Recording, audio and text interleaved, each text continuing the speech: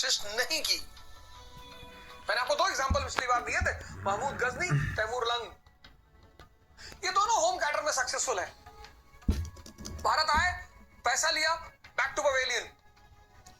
लेकिन मोहम्मद गौरी और Babar home quarter में सक्सेसफुल नहीं है। महमूद गजनी भारत आता था, धन लेता था वापस। उसकी महत्वाकांक्षा थी होम क्वार्टर में अपने आप को मजबूत करने की, रेशम मार्ग पर अपने आप को, रेशम मार्ग पर अपने आप को स्थापित करने की। और मैंने आपको बताया कि वो ईरानी पुनर्जागरण, ईरानियन रेनेसांस का प्रमोटर है। भारत के इतिहास में अगर वो विलन है तो ईरान के इतिहास में वो हीरो है। 1025 सोमनाथ की लूट, कहानी शुरू हुई वहन से और खत्म हुई सोमनाथ पे। अब भारत के इतिहास में उसे लुटेरा कहकर छोड़ दिया जाता है कि महमूद एक लुटेरा है।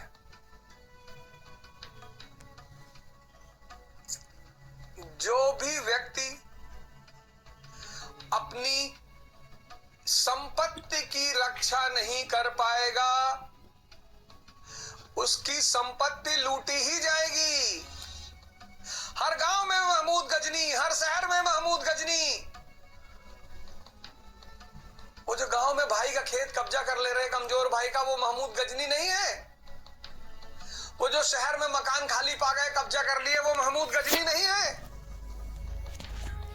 कहां नहीं है महमूद गजनी?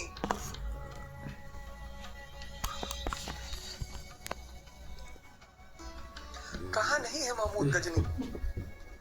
गांव गांव में है महमूद गजनी, शहर शहर में है महमूद गजनी। संपत्ति कमजोरों के साथ नहीं रह सकती, इसलिए जब भी लूटो तो अपना मूल्यांकन करो, दूसरे को गाली देने के बजाय। ठीक है, भारत का इतिहास उसे एक लुटेरा मानता है। आया, मंदिरों को उसने लूटा, लेकिन भारत के इतिहास में उसकी अपनी प्रासंगिकता है, रेलेवेंसी। क्या रेलेवेंसी है? पहली रेलेवेंसी, उत्तरापथ, नॉर्दर्न पाथ को उसने जोड़ा सिल्क रूट से। ये जो आज NH1 NH2 है ना, इसको उसने फिर से जोड़ा सिल्क रूट से। ये पहली रेलेवेंसी। उत्तरापथ को उसने जोड़ा सिल्क रूट से।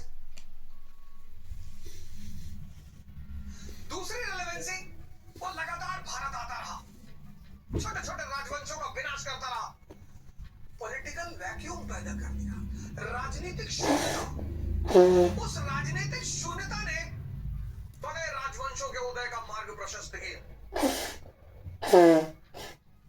तीसरा, तृतीय नगरीकरण की धारा की नींव रखी, थर्ड अर्बनाइजेशन।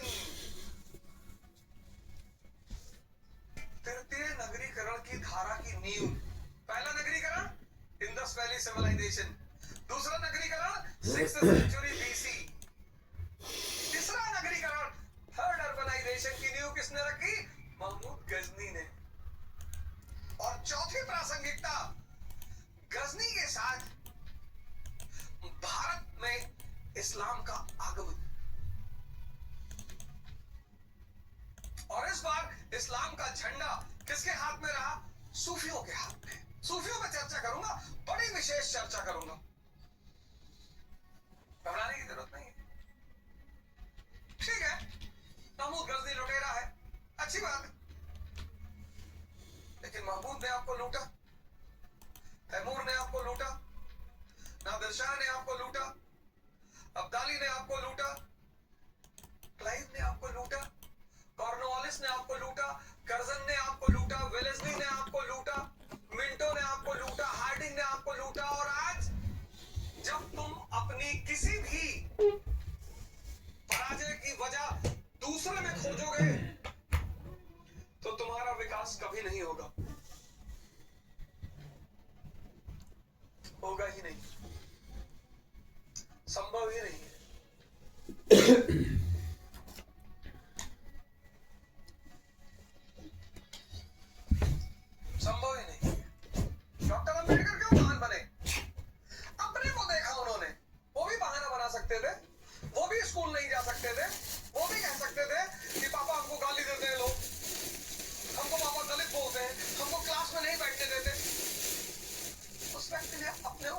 रख लिया खुद के ऊपर, और आज वो व्यक्ति भगवान के दर्जे में है।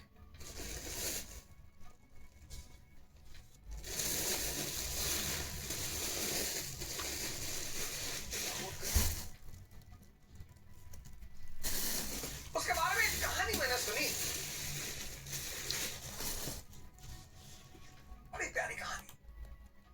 कहते हैं महमूद को किसी दरवेश ने कहा था कि तुम अपने खजाने में मत जाना। कंजूस बहुत था महमूद गजनी।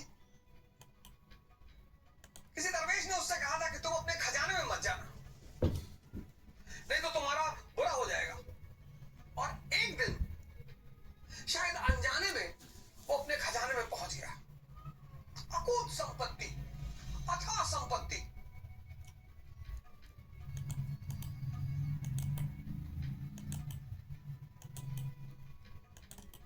और अपने खजाने को देखकर वो पागल हो गया। सोने का सिक्का अपने ही ऊपर गिराने लगा। ये सब मेरा, ये सोना मेरा, ये चांदी मेरा, ये मोती मेरा, ये हीरा मेरा। पागल हो गया। कहते हैं महमूद गजनी की सड़कों पर पागल होकर मरा। हालांकि इतिहासकार ये भी कहते हैं कि उसको एक्यूट लेथल ट्यूबरक्लोसिस थी, लेथल ट्यूबरक्लोसिस, और मलेरियल इन्फेक्शन भी मानते हैं। लेकिन ऐसा मैंने सुना है, ये कहानी मैंने सुनी है कि महमूद गजनी पागल होके मरा, पागल होके।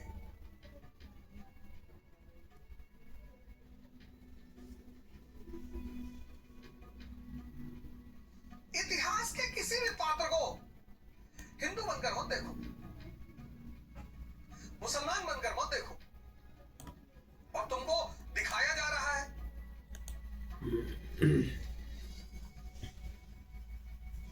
तुमको दिखाया जा रहा है कि महमूद गजनी इस्लाम का नायक है।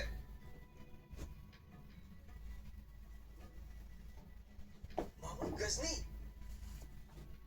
तो एपीजे कलाम, ये कौन है? हाँ, महमूद गजनी एक सफल शासक है, अच्छा योद्धा है, स्ट्रैटेजिस्ट है। अभाव में होते हुए अपनी शक्ति का विस्तार करता है। इतिहास उसकी तारीफ करेगा, इतिहास उसकी तारीफ करेगा, निश्चित तौर पर करेगा, एकदम करेगा। उसकी योग्यता को सलाम करेगा। गजनी अभावों का क्षेत्र, अभाव, पैसा है नहीं लेकिन महत्वाकांक्षा है, और अपनी हर कमी को उसने खत्म किया और अपनी महत्वाकांक्षा को पूरा किया। और एक जगह जहां वो लुटेरे के रूप में प्रसिद्ध है, दूसरी जगह वो महानायक के रूप में प्रसिद्ध है, और इतिहास में एक अहम स्थान है उसका। इससे नकारा नहीं जा सकता। 1030 में महमूद गजनी की मृत्यु हो गई। आमतौर पर योग्य पिता के योग्य पुत्र नहीं होते, क्योंकि वो योग्य पिता अपनी सारी योग्यता अपने पुत्र में डाल देना चाहता है। मैंने बड़े सारे पिताओं को देखा, वो अपने बेटों को अपने जैसे बनाना चाहते हैं। ऐसे मत खाओ, वैसे मत खाओ, ऐसे मत बैठो, वैसे मत बैठो, यहां पढ़ो, वहां बैठो। अरे सरकार, every individual is the outcome of his और हर सर्कमस्टेंसेस। हर व्यक्ति का निर्माण उसकी परिस्थितियां करती हैं। अकबर का निर्माण उसकी परिस्थितियों ने किया, जहांगीर का निर्माण उसकी परिस्थितियों ने किया, शाहजहां का निर्माण उसके, हर व्यक्ति।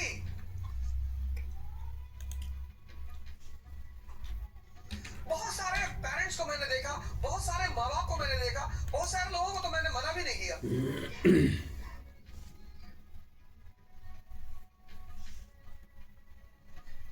भगवान कृष्ण के माँ बाप जेल में थे, भगवान हो गए,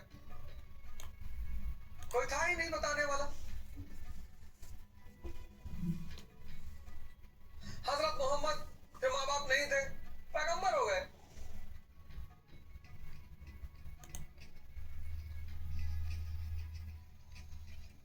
अब्राहम लिंकन को कोई बताने वाला नहीं था, और न जाने कितने लोग।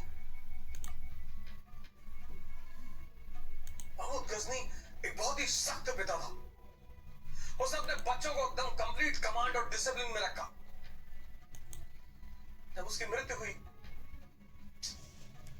उसका कोई भी उत्तराधिकारी इतना योग्य नहीं रहा जो उसके बाद उसकी खड़ी की हुई सल्तनत को संभाल सके। धारा बढ़ती रही। गजनियों के सामंत थे घुरिद्स। गजनी से थोड़ी दूर पे एक जगह है घुर, जगह का नाम है। जैसे हम यहां कहते हैं आदम गोल्डवी, मजरू सुल्तानपुरी, शबाना आजमी। आजमगढ़ की है ना शबाना आजमी, शबाना आजमी, कैफी आजमी।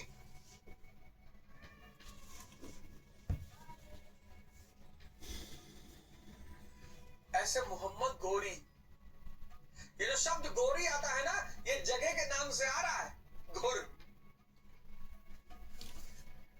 ये जो घुरिद है, घुरिद, ये सामंत थे गजनी के, सबऑर्डिनेट। और गजनवियों ने अलाउद्दीन के भाई के कुछ बदतमीजी कर दी। अलाउद्दीन गवर्नर था घुर का, और अलाउद्दीन गजनी में घुसकर जला देता है गजनी को, और वहीं से उसका नाम पड़ता है अलाउद्दीन जहांसोज, दुनिया को जलाने वाला। और यहीं से घुरिद यानी गौरियों के परिवार के उत्थान की शुरुआत। कौन सी डायनेस्टी? शंशमनी डायनेस्टी। इस डायनेस्टी में दो भाई हैं, एक ग्यासुद्दीन महमूद, एक मोहम्मद इब्न सैम।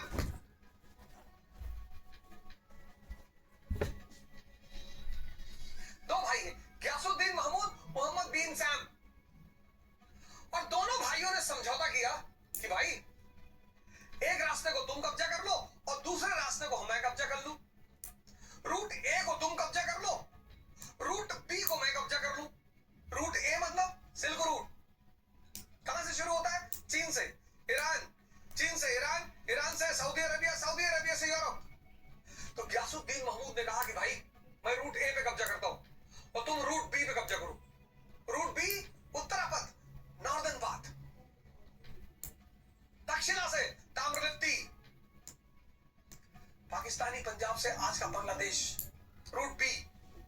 दोनों भाइयों ने समझौता किया कि हम एक एक रास्ते पर कब्जा करते हैं। घुरिद्स भाइयों ने यह प्लान बनाया कि हम एक एक रास्ते पर कब्जा करते हैं। अब ये गजनवी राजवंश के लोग, इन्होंने पंजाब में अपना अड्डा बना लिया गौरियों के डर से। गद्दी छोड़ दिया इन्होंने, पंजाब चले आए। पंजाब में इन्होंने अपना अड्डा बना लिया, पंजाब में बैठे थे। मोहम्मद इब्न सैम उर्फ मोहम्मद गोरी,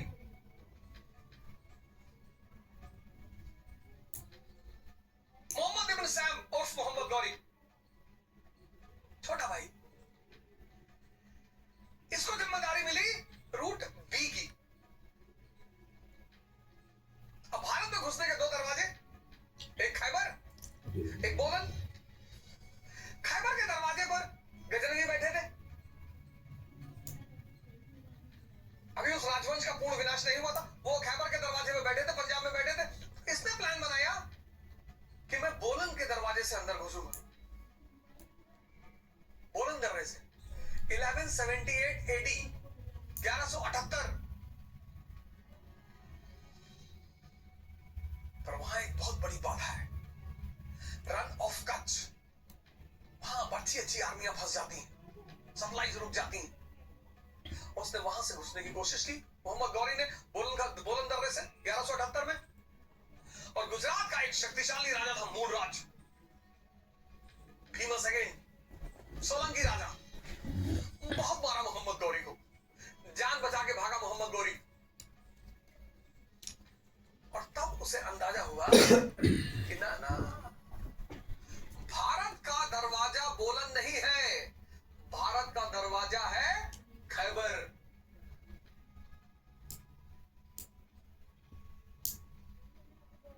लेकिन खैबर के दरवाजे पे कौन बैठा है? गजनी, गजनी राजवंश के लोग बैठे हैं। और गजनी राजवंश का अंतिम राजा खुसरो मलिक 1190, मोहम्मद गौरी ने लाहौर का घेरा डाल दिया और बड़ी मजेदार घटना घटी, सुन लो। Kingship knows no kingship. राजशाही किसी रिश्तेदारी को नहीं मानती, किसी दोस्ती को नहीं मानती, किसी संबंध को नहीं मानती। ये नियम है राजशाही का। Kingship knows no kingship. 1190 में मोहम्मद गौरी ने लाहौर का घेरा डाल दिया। गजनी राजवंश का अंतिम शासक खुसरो मलिक,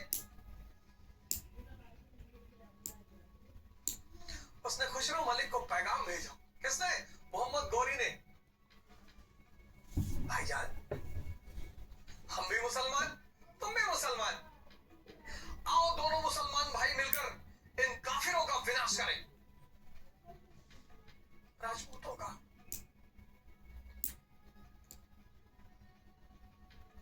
और खुसरो मलिक बाहर निकल आए। अस्सलाम वालेकुम। और जैसे ही खुसरो मलिक बाहर निकले, गौरी ने डालकर हिला दिया। बहुत अच्छा किया। जिस फील्ड में तुम हो, जिस क्षेत्र में तुम हो, अगर तुम उसके आधारभूत सिद्धांतों को नहीं जानते, एरिस्टोक्रेसी,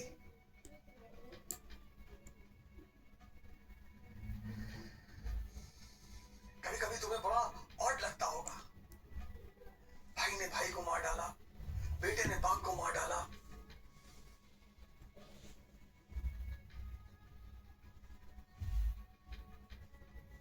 चाचा भतीजा लड़ गए, सास बहू लड़ गई, मां बेटे लड़ गए। पता है क्यों? क्योंकि राजनीति का सिद्धांत है किंगशिप नोज नो किंगशिप। और बहुत बड़ा सिद्धांत है। और सिद्धांत पढ़ना और सिद्धांत हजम करना दोनों बहुत बड़ी बड़ी बातें हैं। 1190 मोहम्मद गौरी ने खुसरो मलिक को मार डाला धोखे से। लाहौर पे कब्जा, पंजाब पे कब्जा।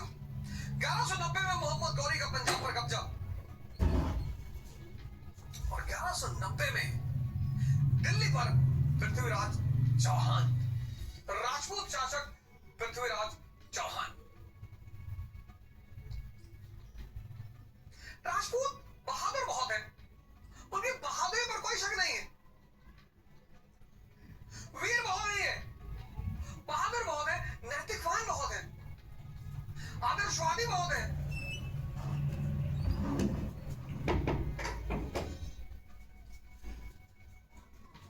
अब दुर्योधन से क्या नैतिकता लगाओगे? दुशासन से क्या नैतिकता लगाओगे? शकुनी से क्या नैतिकता लगाओगे?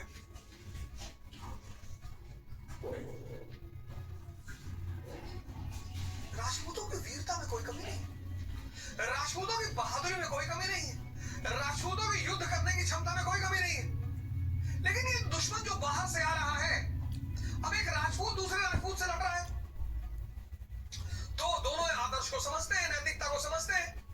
लेकिन ये जो दुश्मन बाहर से आ रहे हैं, इनके लिए कौन सा आदर्श?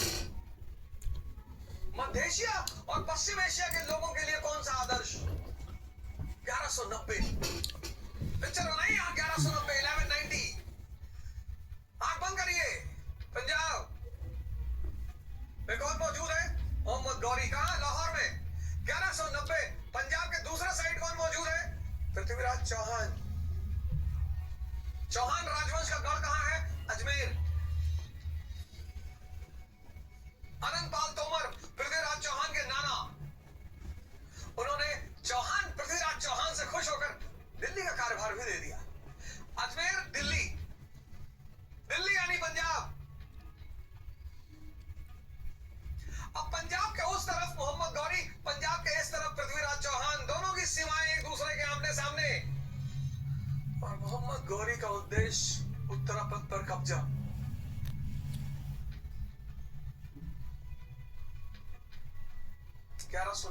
पिक्चर बनाइए, आंख बंद कर लीजिए।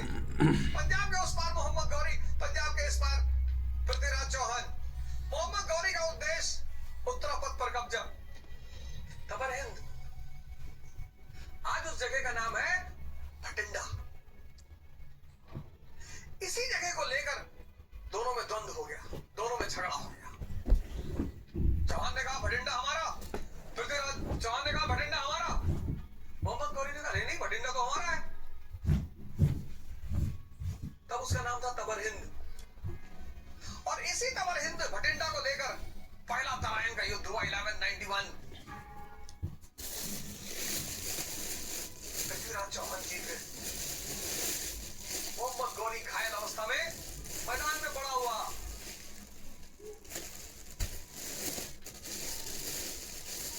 बस तलवार निकालकर गर्दन अलग करनी थी, पर पृथ्वीराज चौहान ने कहा कि हम राजपूत हैं, प्राण जाए पर वचन न जाए। अरे वचन चाहे जितना जाए, प्राण क्या जाए? मैं नहीं कह रहा हूं, कृष्ण कहते हैं वचन जाए पर प्राण न जाए। वचन दिया था उन्होंने कि महाभारत के युद्ध में मैं हथियार नहीं उठाऊंगा, लेकिन जब भीष्म पितामह भीषण बाण चलाने लगे तो एक बार उन्होंने भी हथियार उठा लिया। कई घरों में आप उनकी फोटो देखेंगे, महाभारत की, रथ का पहिया लेकर भीष्म पितामह की तरफ भाग रहे हैं। वचन चाहे जितना जाए, प्राण न जाए।